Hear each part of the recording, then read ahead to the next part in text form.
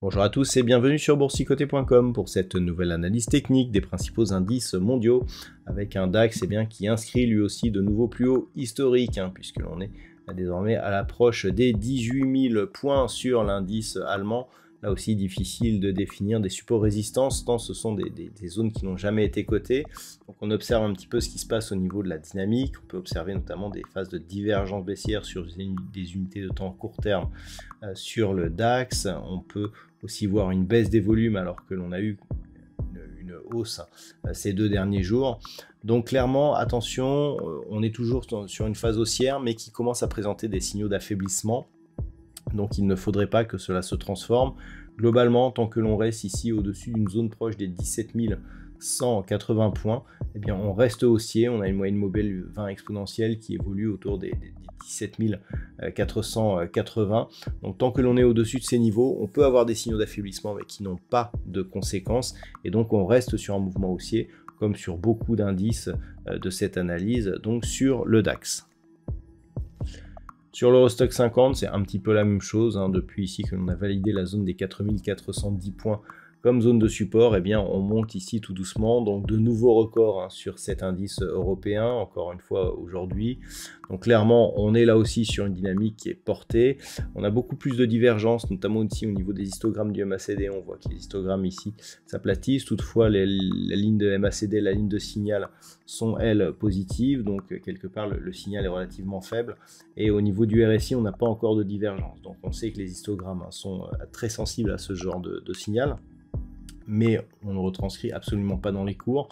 Donc là, difficile de trouver là aussi des zones de support résistance puisque ces niveaux n'ont jamais été cotés. Le repère pourrait être placé ici sur ce gap, un gap qui avait été ouvert ici le 22 février avec un point bas donc à 4812 points. C'est à peu près la zone vers laquelle évolue la moyenne mobile 20 exponentielle. Donc on prendra ce repère en se disant que si le gap était comblé, on aurait des premiers signaux d'affaiblissement de cette dynamique haussière. Mais vous l'avez compris, en attendant, ça reste normalement très positif donc sur toutes les unités de temps sur cet indice. Sur le S&P 500, là aussi, on est sur une belle dynamique haussière. La rupture ici de cette zone des 4818 points, suivie ici d'une poursuite au-delà des 5000 points, indique que nous sommes sur une tendance relativement régulière. Pas trop de signaux d'affaiblissement, des petites divergences ici au niveau du RSI tout de même, donc à surveiller. On est neutre ici au niveau des histogrammes et une baisse des volumes. Donc, on a quand même des signaux d'affaiblissement sur le S&P 500, mais globalement, on peut dire que tant que l'on reste ici au-dessus de cette zone des 5036 points, que la tendance reste haussière et potentiellement forte. Ce n'est que sur rupture donc de cette zone des 5036 points que l'on commencerait à avoir des signaux d'affaiblissement qui pourraient se transformer en signaux de retournement. Au niveau du Nasdaq, la configuration est identique. Nous avons donc depuis la cassure ici de cette zone qui présentait les précédents records de l'indice des technos américaines, une dynamique qui est haussière. On a défini ici une nouvelle résistance à 17 665 points. Là aussi, on évolue donc avec des contacts répétés sur la bande de Bollinger supérieure, au-dessus de la moyenne mobile 20 exponentielle.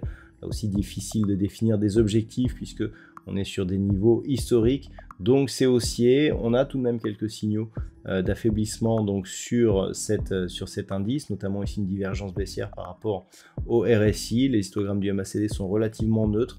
Attention ici à la poussée de volume sur cette phase de consolidation en cette fin de semaine. Ça pourrait laisser présager d'un possible retournement de tendance. Le signal de retournement viendrait d'une cassure ici de cette zone des 17 665 points sur le Nasdaq.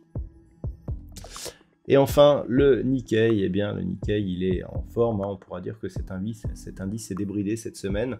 On est venu ici chercher un nouveau record historique, puisque nous avons désormais un plus haut au-delà des 40 000 points, 40 472 points sur le Nikkei, des records qui datent depuis de plusieurs années. L'ancien record ici était sous les 40 000 points.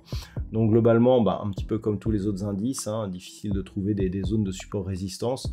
On est donc sur des contacts répétés, bande de Bollinger supérieure, au-dessus des moyennes mobiles. Pas trop de divergence, on le voit, c'est encore assez progressif ici au niveau du RSI. Les histogrammes sont bien orientés. Donc pour l'instant, on va dire que cette hausse pourrait continuer, donc vers de nouveaux plus hauts historiques. Il faudrait donc une cassure de cette zone ici des 38 960 points pour commencer à avoir des signaux d'affaiblissement. Mais globalement, ce n'est que sur un retour ici sur 35 745 points que l'on pourrait avoir des éventuels signaux de retournement. Voilà donc ce que l'on peut dire sur l'analyse technique de ces principaux indices mondiaux. Je vous souhaite de passer une bonne soirée et un bon week-end. Et on se retrouve dès la semaine prochaine pour d'autres analyses techniques, toujours sur le site boursicoté.com.